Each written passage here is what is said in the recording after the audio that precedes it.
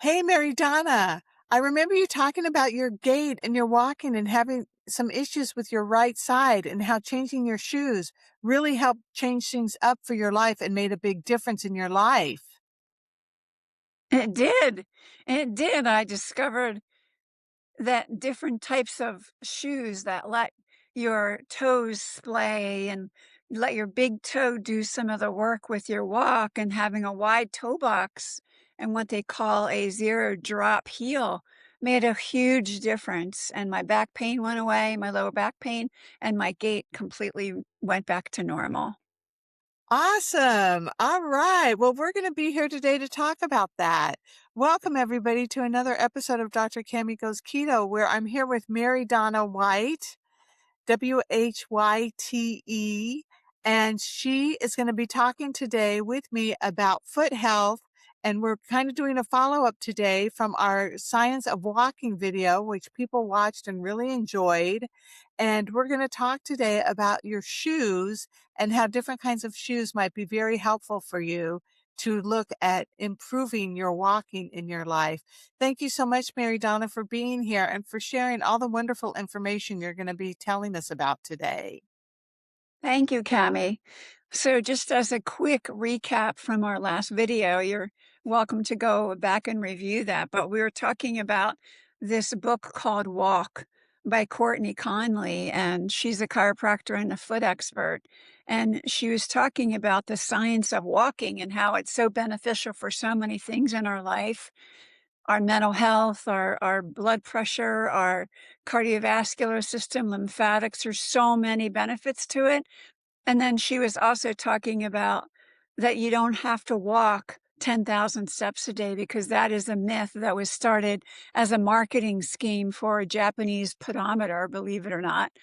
And that also, in her research, she found that most people are walking only about 2,700 steps per day, and that the real benefits from walking start to come in at about 5,000 steps a day, which really is not very not very long to walk, because you can do a micro walk 5 minutes, which is 500 steps. So 10 minutes is 1,000 steps. So you can work up to the 5,000 and you don't need to be doing 10,000 steps. Anyway, she talks in detail about the different ranges and how walking too much, you don't get any more benefit from walking, say, up to 5,000 to 7,500. Once you're in that range, you don't get any benefits from doing more than 7,500 a day. So it's doable. Yeah, and I remember in our video when we did that, I was so happy that you were telling me that I didn't have to do 10,000 steps a day because I don't do 10,000 steps a day. I know a lot of people do, but I normally come in at about five, 7,000.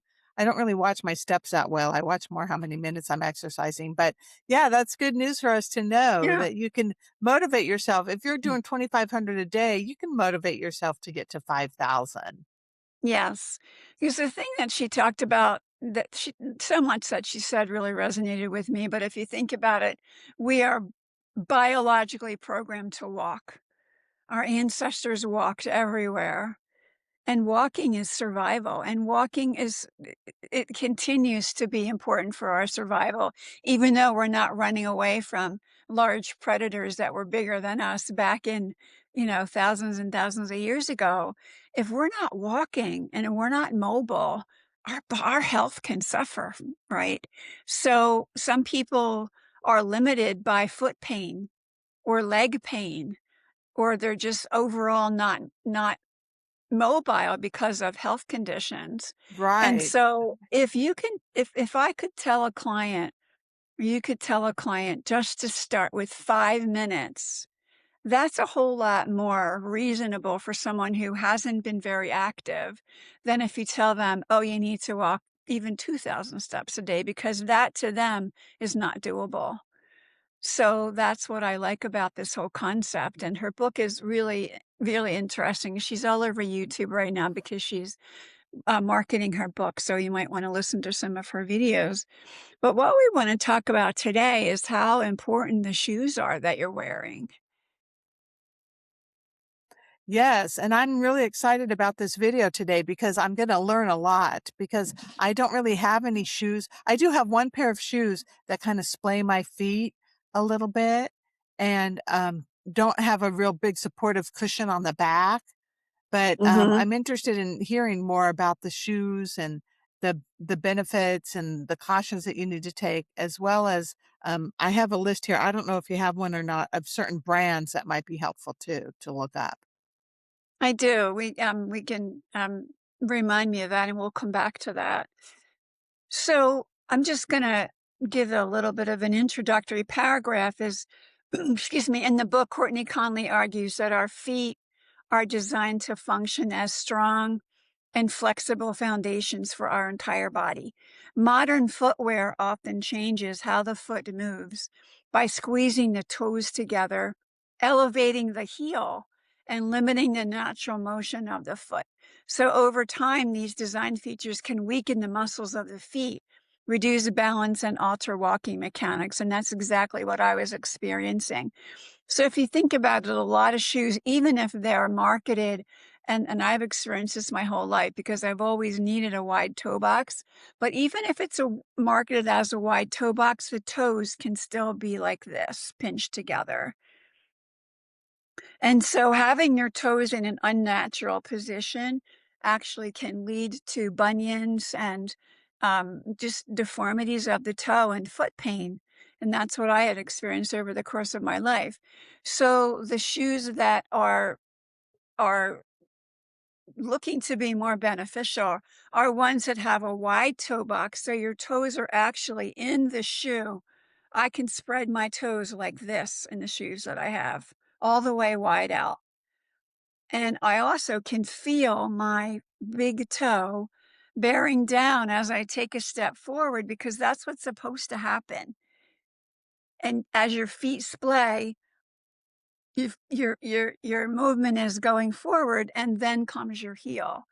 In the other shoes that I've been wearing forever, and that's for somehow, some reason, the marketing of the way that athletic shoes have been now made for quite a while, is that there's this very thick cushion and the heel is higher than the toe. And that's not at all a normal way of walking. So what she talks about is to support natural movement. There's two key features that you want to look at in the shoes. Excuse me, a wide toe box, which lets the toes to spread naturally. It improves stability and balance. And as I said, it enables the big toe to contribute into pushing off, which is really essential for an effective walking gait. It helps reduce the overcrowding of the toes. And so, again, that can lead to things like bunions, hammer toes, and other foot deformities. And it encourages the small muscles of the feet. If you look at a skeleton and you look at the foot, there's so many bones in the foot. And some of them are teeny weeny, but that doesn't mean that they're not strong or necessary. So keeping our feet really healthy helps the foot to remain active and strong. Otherwise, it's compressed and underused, and that leads to gait problems and falls. The other thing that's really important is what I mentioned a few minutes ago called zero drop design. So what that is the zero drop places the heel and the forefoot at the same height. So it mimics the foot's natural position while you're standing barefoot, right? So that encourages a more natural walking pattern and it can reduce the forward shift in the body weight that's caused by an elevated heel. And then the other thing is that it lets the calf muscles and the Achilles tendon do their work. They have a job, and their job is their normal range of motion, keep the normal range of motion which helps maintain our flexibility and strength. So if we can promote alignment, these zero drop design shoes are said to promote natural alignment from the feet through the knees and the hips and the spine, then the zero drop shoes may improve overall movement mechanics. Now, I'm not saying that this is the right thing for everybody. And so, you shouldn't think that she's saying that everybody should right away switch to these what are called minimalist footwear or zero drop shoes.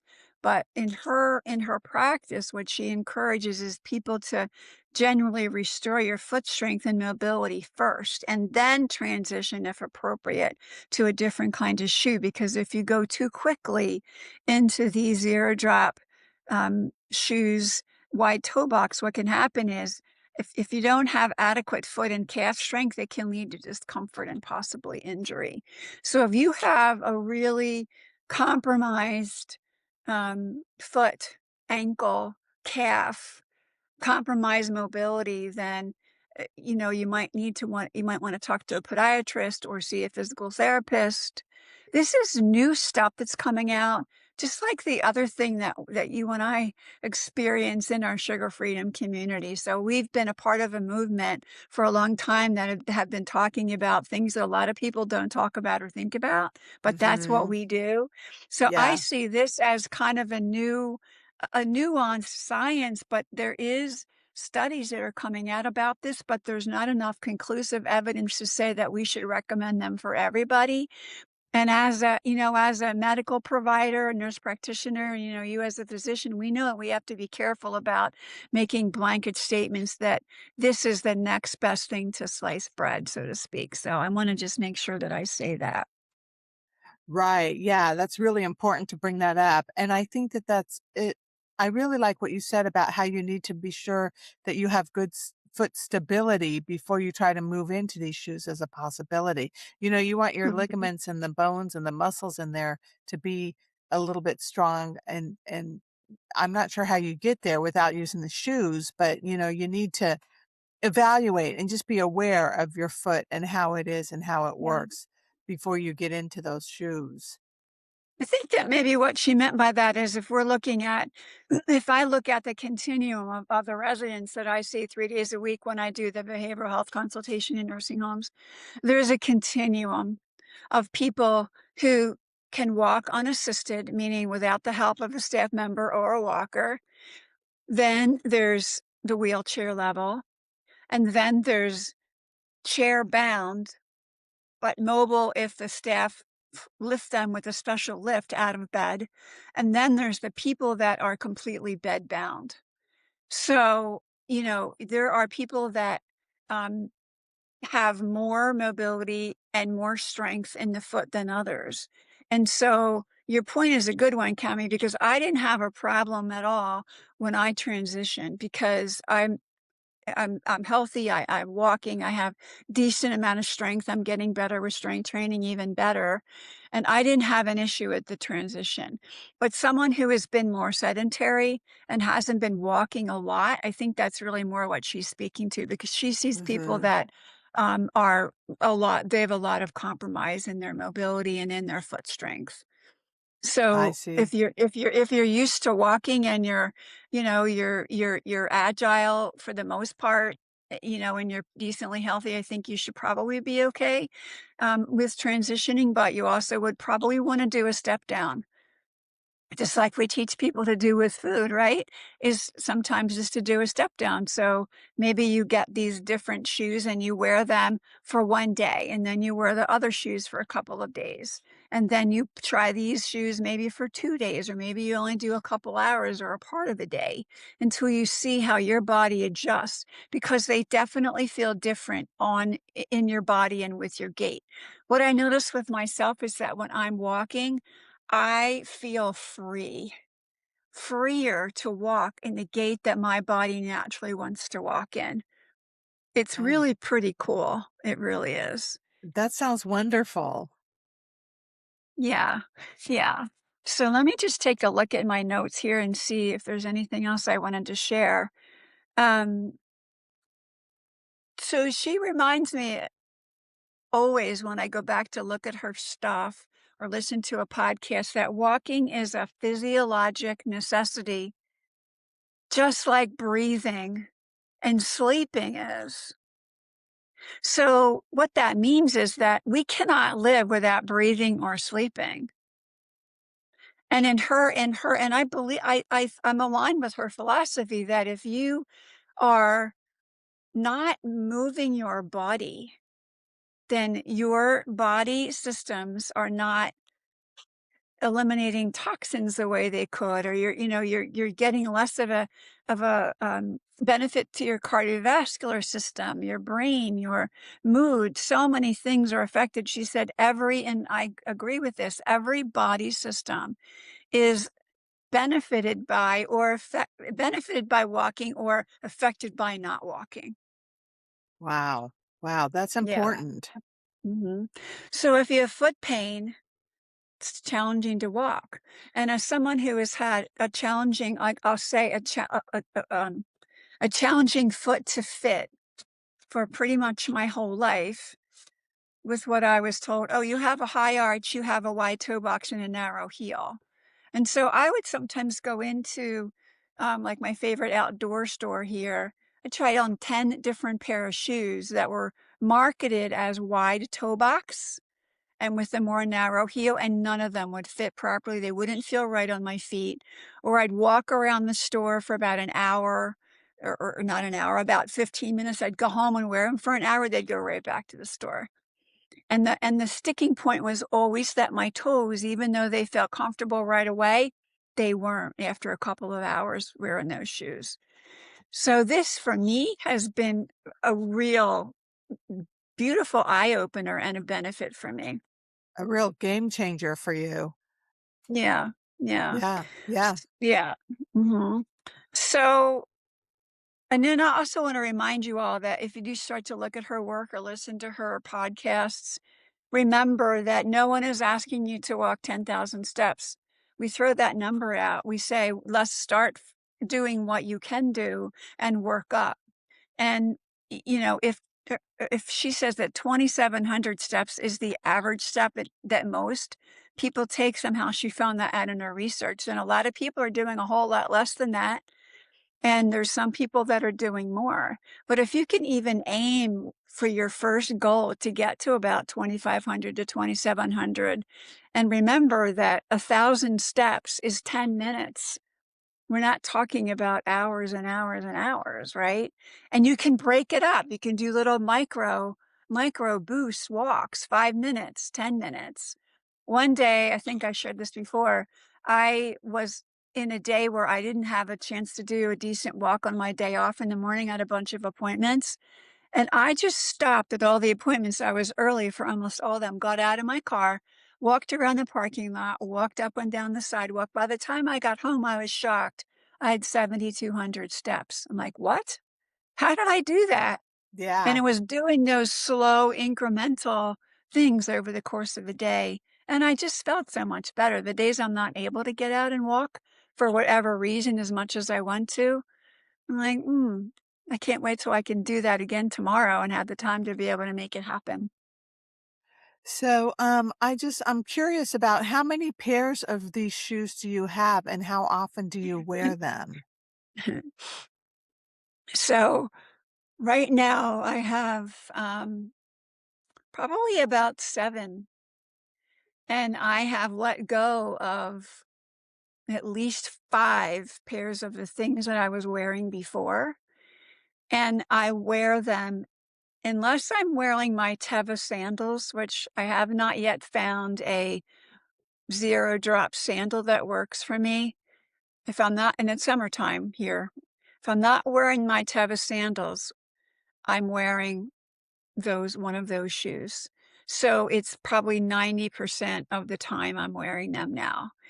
And so I went through a couple of different companies and tried different ones and found the ones that work for me.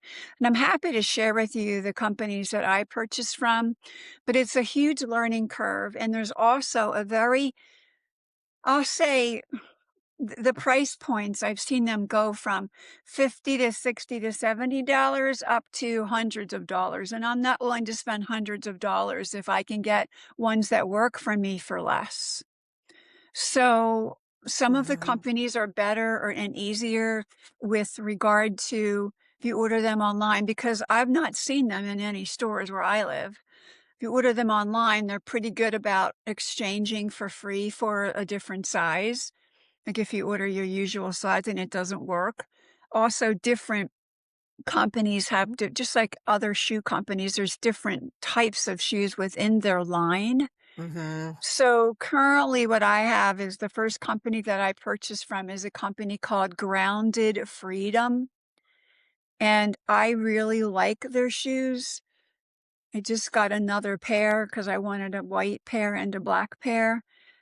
They also, this shoe, and they are truly a barefoot shoe, meaning that they are wide toe box, they are zero drop heel, and they don't have any of the cushiony, even a tiny bit of the cushion. They don't have that. It's more of a rubber-like material on the bottom. And those are the ones that if you look at, they kind of look like, at the top of them, it likes, oh, there's room for 5 toes. It's a very unique, different looking shoe. They also have some kind of grounding filament material that actually helps you to ground to the earth. There's some other companies that make grounding and harmonizing shoes for walking on the earth that have just this little, it looks like a button in the bottom of it, and it's very uncomfortable. This is somehow made into the material of the shoe. So I really like Interesting. them. Yeah, I really like them. They're also ones that use not laces. They are a stretch and pull kind of a thing. So they're really easy to get on. So that's the Grounded Freedom. I have two of those. The ones I first got are from a company called Hiking Freedom. I believe it's called Hiking Freedom.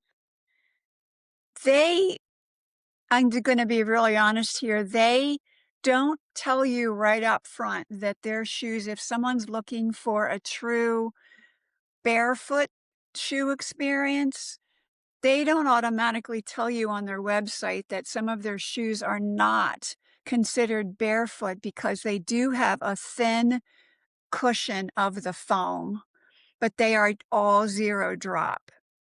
So what that means is that um, they I the 4 pairs that I have in different colors, I like them because it looks like a sneaker, but it looks like a nice sneaker that I can wear to work and that I can even wear if I have a skirt on or whatever.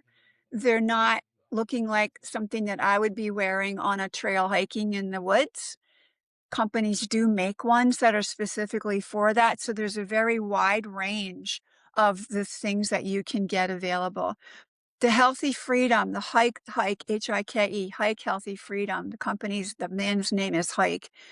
They're the ones that have a very thin sole, a very thin cushion, and it is a zero drop. They also do have one shoe in their line that is as described as the Grounded Freedom shoe is, which is that it looks like, oh, there's room for 5 toes in this shoe. Like you can see it the way that it's made on the outside, on the bottom, because there's no foam. It's just a rubber-like material on the bottom. Is this making sense? Yes, it is making sense. And, Yeah. another question I had was, do you have any shoes that have, like, the shoes that have each a space for each individual toe?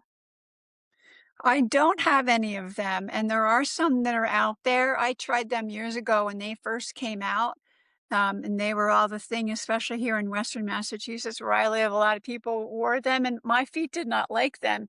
Now, one of the companies, and I can't remember which one, does have those. But they don't appeal to me. But because there's so much room in the toe box, um, like I don't know how it would feel for me if I had my feet inside of a closed cover shoe. You know what I'm saying? Yeah, With that, some of them, they're not closed cover. They're actually, you know, there's this much of your toe sticking out, and then there's 5 I different. see. Yeah, Yeah, yeah, almost like gloves yeah, that you can wear on your right. hands. Yes, so you have to just go online, do your due diligence, and look stuff up.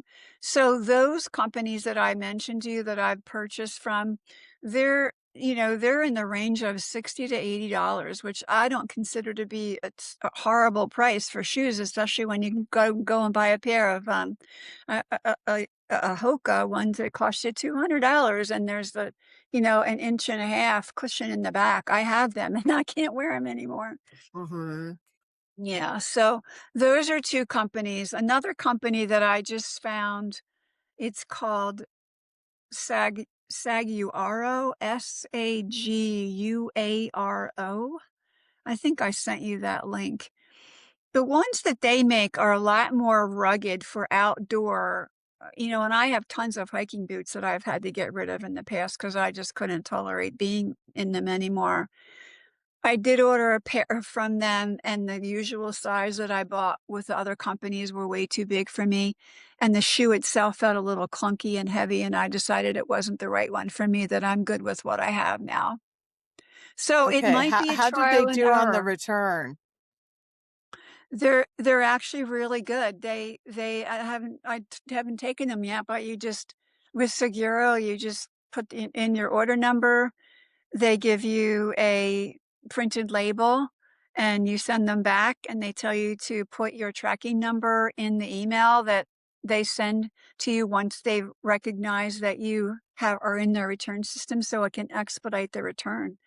So I was really pleased with that. The grounded footwear people, I had to return one because the size was too, it wasn't long enough. And you're going to go through this, you're not trying them on in a store. They were very good. But they will not, they won't refund your shipping, but they will take the shoe back, and then you will not pay shipping on the next pair. They'll do an exchange for you, so you don't have to pay shipping again. I think Very that's good. fair. Yeah, Yeah, I think so. yeah. So, anyway, I know that sounds like a lot of details about, the shoes and the buying of them and all that, but I think that if you're gonna be going on a journey to try to figure this out, maybe some of the things I said might be helpful to you. Other people, also might want to know that on the Segura website, there's a lot of information, teaching and education information about this type of shoe. I Okay, didn't very see, good. yeah, I didn't see that as much on the other two companies' websites because it's something that's new, and it's something that you have to experiment with yourself. So, but I'm very happy with how I feel when I'm walking. Now, if I wanted to go to a party, which I very rarely do, and I wanted to put on a nicer, article of clothing than what I usually wear, for a couple of hours, I would put on some of the low-heeled shoes that I have, and, I'm not gonna say, "Oh, I have to wear these all the time." No, I'm not gonna do that to myself. I'm gonna wear what's right for the moment, but for my lifestyle right now, what I'm wearing 90% of the time are one of these shoes that I described. Well, So, thank you so much, MaryDonna, for going through this and for making us aware of this, these zero drop design shoes, this minimalist footwear, and mhm. for giving us some ideas about the different companies. I'll put the links for these companies in my description and under my first comments for my video so that you can go and check these out and just be aware. And also the Sagara one with the information would be really helpful to go and learn and just be aware of this because people don't realize how important your foot is. There really is. It says here, your feet contain 26 bones, 33 joints, and over 100 muscles, tendons, and ligaments. And your feet are really important. People don't realize it until their feet start to hurt or until they Right. can't really walk properly, how important it is to have good feet and to take good care of them and to keep them healthy. And, this whole discussion about walking and how important it is for our bodies to be upright and walking, and we do so much sitting all day long and watching Mhm. our phones and doing all those things. So, movement is something that all of us need to be aware of. Many of us probably need to be doing more of. Yes, absolutely. It's just really important. Yeah, so Yeah, get th outside. yeah, get outside in nature too, and, uh, see the birds and the trees and the water and, do what you can to take good care of yourself. Any other closing comments or anything else you think you might wanna say? I think that's I'm just going to I'll just read this last paragraph that speaks to Courtney's philosophy. Ultimately, her philosophy, and I've taken this on for myself as well, is that shoes should protect the feet from the environment while interfering as little as possible with their natural function. Healthy feet lead to better walking mechanics, and better walking mechanics support healthier knees, hips, backs, and overall mobility through life. Amen. Alright, that sounds like tried and true and something we should all be aware of. Thank you so much, MaryDonna. I appreciate your time and effort in doing this video for us. You're welcome, Dr. Cammy. Thanks for having me. Alright, everybody, take care. We'll see you next time. Bye.